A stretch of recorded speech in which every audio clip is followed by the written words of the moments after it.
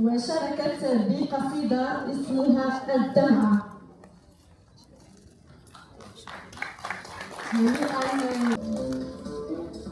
من الشعر بلغة عربية، من الشعر بالدارجة. كيف مدينتي؟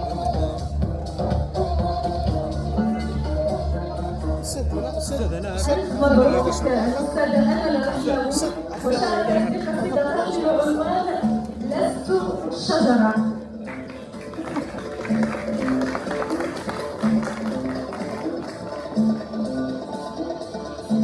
أمل الرحماوي من تيفلت، سعيدة بفوزي بجائزة الاستحقاق الثقافي والفني صنف قصيدة النثر، وهي جائزة تؤكد على إبداع والإبداع اللي كيزخر به رجال ونساء التعليم، وما نحن إلا شجرة صغيرة كتخفي غابة من المبدعين والمبدعات من رجال ونساء التعليم، وهذا يؤكد على أن الطفل المبدع في أيادي أمينة من رجال ونساء التعليم المبدعين والمبدعات.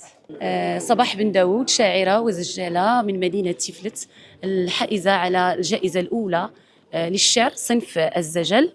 سعيدة جدا بهذا التتويج، خاصة أنه أتى من مؤسسة محمد السادس ووزارة التربية الوطنية التي أنتمي إليها. بالتالي أن تعترف بك المؤسسة التي تحتضنك وتحتضنك أيضا الآن شعريا وإبداعيا هو أمر يبعث على الفرح والغبطة وعلى المضي قدما نحو الكتابة والكتابة والكتابة والكتابة.